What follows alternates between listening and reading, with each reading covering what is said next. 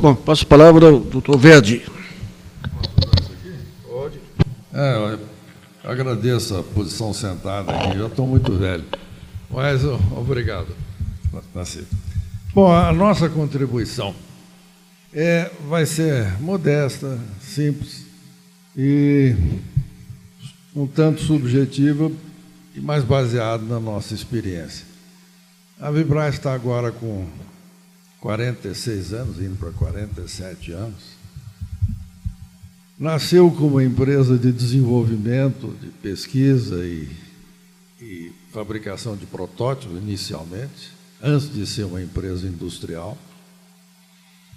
E nós somos do tempo que material de defesa era controlado pelo Ministério da Guerra, lá no Rio de Janeiro, os 3 ministérios eram no Rio de Janeiro, e era o Departamento de Produção e Obras.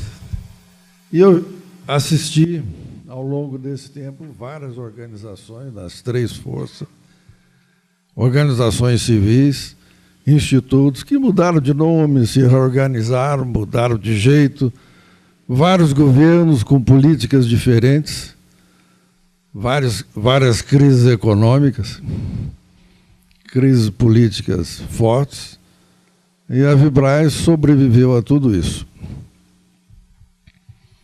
E essa sobrevivência significa uma capacidade de adaptação e uma busca de caminhos que tragam resultados. E durante esse tempo todo, nós fizemos pesquisa, desenvolvimento e criamos produtos novos, testamos, qualificamos, exportamos. E o crescimento da Vibraz e a sobrevivência da Vibraz está intimamente ligada ao desenvolvimento de produtos novos. Intimamente. Se nós não tivéssemos essa capacidade, nós estaríamos fechados há muito tempo. E visando o mercado externo principalmente, porque o nosso mercado interno é pequeno, frágil, variável, volúvel e, na verdade, nunca deu segurança à empresa. Se acompanharmos o faturamento da Vibraz ao longo do tempo, nós temos anos de 99% do nosso faturamento é exportação. O ano mais fraco nosso foi um 45% de exportação. Foi um ano mais fraco de exportação. Foi um ano extremamente forte de Brasil. E não foi material de defesa, foi em telecomunicações, no sistema Petrobras e Embratel. Nós criamos toda a infraestrutura inicial de comunicação via satélite. No Amazonas, nos lugares inóspitos, onde não se recebia nem a rádio, nem televisão brasileira, falava-se quase espanhol, e foi só com comunicação satélite que foi possível isso, integrar essas regiões, inclusive Fernando de Noronha. Esse ano foi um ano especial. Nós procuramos, ao longo da nossa história, uma política de ter 50% de faturamento em material de civil e 50% material de defesa. Nunca conseguimos atingir essa meta. Variava muito. Há alguns anos ficamos mais próximos disso, mas também, toda vez que há uma grande exportação de material de defesa, essa taxa se desloca grandemente, chegando a 80% até 90% material de defesa, o resto civil. Voltando ao ponto importante, que é pesquisa, desenvolvimento, capacidade de engenharia.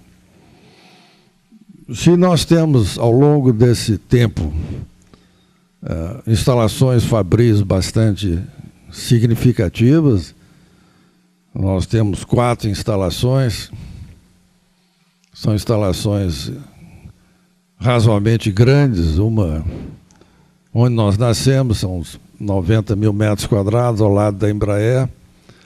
Temos outra, mais ou menos, próxima, 60 e pouco, na Dutra, para veículos especiais, locomotivo, material para, inclusive, material civil. Fomos fabricante importante de trólebus, uma boa parte dos trólebus de São Paulo foram fabricados pela Vibraz, isso é pouco conhecido. E temos uma outra instalação em Jacareí, de 2.700.000 metros quadrados, são 16 fábricas numa mesma prefeitura, onde está focalizado a fabricação de propelentes, foguetes, tem uma instalação realmente importante. A instalação 3 em Lorena é 4 vezes maior do que a instalação 2, são cerca de 10 milhões de metros quadrados, são os maiores paiórios do Brasil. Nenhuma unidade das nossas 3 forças tem a capacidade de estocagem que a Vibraz tem. Isso se deve à exportação. Nós temos que guardar, às vezes, 30, 45 de produção, porque as derrotas dos navios para o Golfo, para o Oriente, demora mais ou menos de 30 a 45 dias. Isso significa que na hora do embarque dá uma linha logística na Dutra, vindo para Santos, da ordem de 18 a 20 quilômetros de comprimento. Operação logística feita de madrugada, com a polícia rodoviária, com todas as proteções. Temos que passar por dentro de São Paulo com um monte de explosivos, muitas toneladas de explosivos. Então isso significa que nós temos uma capacidade de estocagem muito alta. E é lá na instalação 3 também que fabricamos os explosivos de ruptura para uso civil, para mineração, que é uma área civil, embora o produto seja produto controlado, aplicação em civil. E essa multiplicidade de atividade e de produtos, volto de novo ao ponto, deve-se à nossa capacidade de engenharia, de desenvolvimento, que nós mantemos viva e que, se não tivermos essa capacidade, nós vamos fechar. Porque estamos no mercado internacional, os nossos produtos são atualizados, e se não fossem atualizados, nós não estaríamos vendendo no mercado internacional. A concorrência que existe no campo de defesa é muito forte, muito grande, e de grandes companhias, de grandes países. Países onde o governo dá um tremendo total suporte à indústria de defesa, inclusive nos investimentos novos, situação que não existe no Brasil, para nós, e os produtos são atualizados e nós temos concorrido e vencido.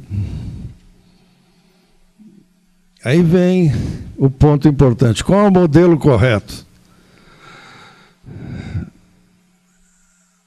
Nós falamos muito e ouvimos falar de institutos militares de pesquisa e desenvolvimento, institutos civis de pesquisa e desenvolvimento, a academia, a importância disso na indústria de defesa.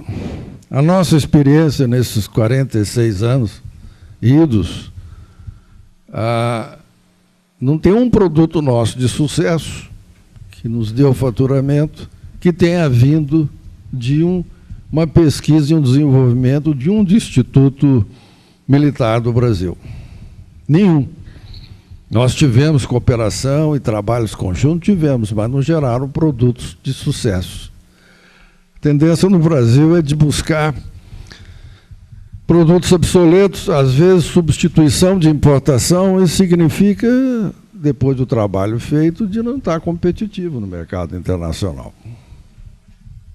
Vai ter aqui algumas encomendas das nossas forças, reduzidas, sem significado econômico, às vezes cabeça de série somente.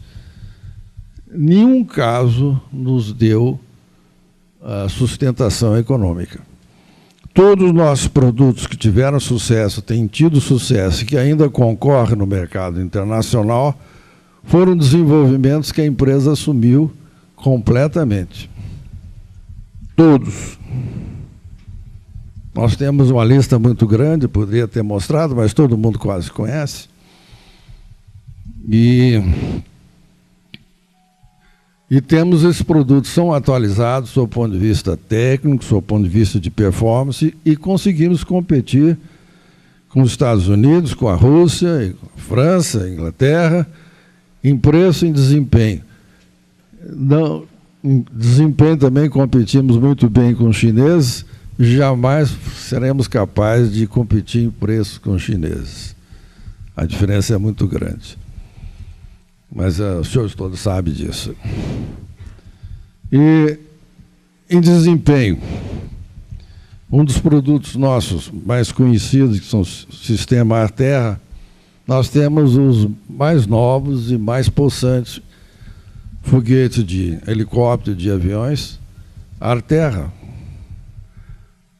São melhores do que os americanos, são mais possantes que os russos. Onde nós temos vendido a um preço competitivo, com desempenho melhor, com maior pontaria, com maior precisão. Nos sistemas, vou dar um outro exemplo, o sistema Astros, que foi desenvolvido em 1981,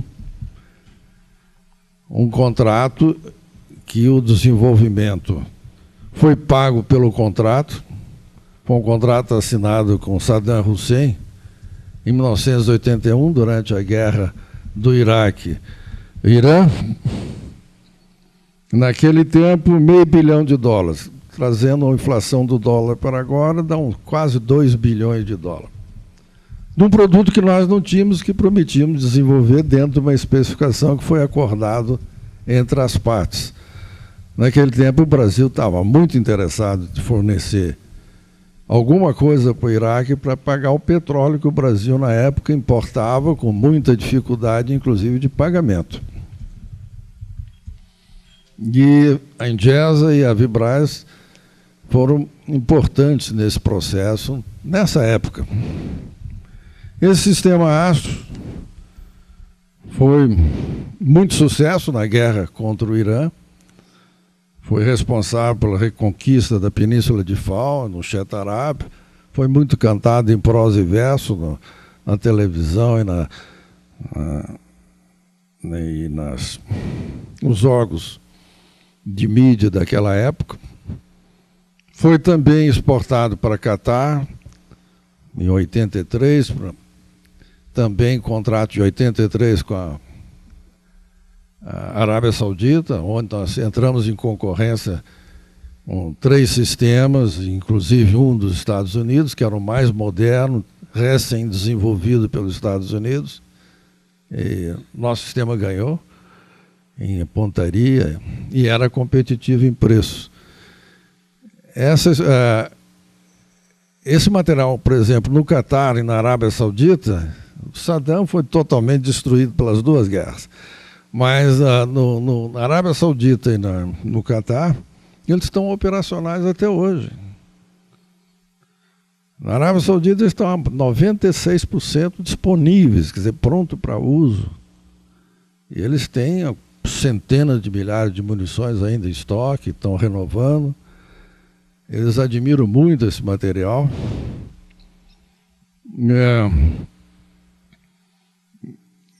Na Malásia, foi escolhido esse material agora, recentemente, em 2002, para a defesa do Estreito de Malaca. Isso é interessante lembrar que o Estreito de Malaca é onde passa mais de 60% da economia mundial. É lá que passa mais de 90% do petróleo que vai para o Oriente, agora com a China comprando, então com mais razão. E é o local onde tem maior índice de pirataria no mundo. E é responsabilidade da Indonésia e Malásia tomar conta do Estreito de Malaca. Foi o nosso sistema que foi escolhido e está funcionando, ele cobre totalmente o alcance do Estreito de Malaca. Eles estão operando desde 2002, e esse ano estamos assinando o 2º regimento. E a intenção da Malásia é comprar o 3º regimento daqui a 3 anos, dentro do orçamento plurianual que eles têm. Portanto, é um material novo, atualizado, com desempenho muito bom. Falar em desempenho, é bom lembrar que na Segunda Guerra do Golfo, os iraquianos penetraram no Kuwait, passaram pelo Kuwait, penetraram no norte da Arábia Saudita, onde encontraram o sistema de foguetes e artilharia americana. Olha que era o melhor sistema americano disponível. E conseguiram, usando o Astros, vendido anos atrás, mais de 11 anos atrás, 10 anos atrás, eles conseguiram penetrar e conquistar o norte da Arábia Saudita, porque encontraram o sistema americano que tinha um alcance máximo de 32 quilômetros. O Astro, a munição menor do Astro, tinha um alcance de 35 quilômetros. A que tinha maior alcance dava 60 quilômetros. Então, o sistema Astro atacava a artilharia americana, muito longe de ser atacado pela artilharia americana. Mas os sauditas já tinham Astros, tinha recebido 2 regimentos e tinha colocado na fronteira com a Jordânia. O problema, na época dos sauditas, era o Iraque. Não era o Iraque, era o Israel. E foram os Astros que estavam lá deslocando rapidamente que enfrentaram os Astros do Saddam Hussein e reconquistaram o norte da Arábia Saudita e penetraram no Kuwait. Isso é está também muito registrado na história. Na parada de Vitória, nos Estados Unidos, em Washington, foi a fotografia do Astro como um dos componentes importantes da vitória das forças aliadas na Segunda Guerra do Golfo. 10 anos depois, a Associação do Exército Americano publicou uma revista a respeito da Segunda Guerra do Golfo, e na capa está o Astro saudita, como um dos principais elementos. Isso tudo é história. Mas é importante mostrar que o desempenho do nosso produto, o produto brasileiro do sistema de arma, é um sistema de arma pesado, complexo, é competitivo até hoje. E foi criado por desenvolvimento, engenharia e fabricação de uma empresa que é 100% brasileira, com capital, com engenharia, administração e tecnologia. Se é levantada a questão que isso não é viável, a Vibraz é um exemplo da viabilidade de ter uma empresa de defesa se sustentando, sobrevivendo com produtos próprios, sem necessidade de institutos, de projetos de institutos, de outras grandes bolações de organização no Brasil. Organizações essas que eu gostaria muito que fossem aprimoradas, mas depois de todo esse tempo, eu acredito muito pouco que a gente vai conseguir ter grandes aprimoramentos. O sistema de subcontratar, o governo especificar e subcontratar uma empresa que tem capacidade de realizar, fazer a sua fiscalização e a sua avaliação e a sua aprovação, está aprovado na Vibraz completamente nos produtos que nossas forças encomendaram a nós durante esse tempo todo. Reafirmo que foram produtos que não geraram produtos competitivos no mercado internacional, mas estão atendendo plenamente as nossas forças naquilo que foram comprados da Vibraz. Nota-se que existe uma máxima que eu discordo, pelo menos pela vivência nossa, que se não tiver feito uma encomenda, suporte do governo, nós não teremos capacidade de exportar esse produto. É verdade isso, realmente melhoraria demais a situação de venda de um produto brasileiro no exterior se tivesse o apoio e a aprovação de uma das nossas forças. Mas reporto que esse sistema Arterro que nós temos avançado e que se vende, a Força Aérea só veio comprar recentemente, há 2 anos. Nós já estamos, só a Colômbia, há 15 anos nós já fornecemos a Colômbia. O sistema Astros, o Exército comprou 12 anos depois da nossa primeira exportação. São verdades que é a minha modesta contribuição para esse debate de hoje. Não vou me estender mais, porque já estou em cima do tempo. Muito obrigado por todos. É a nossa contribuição.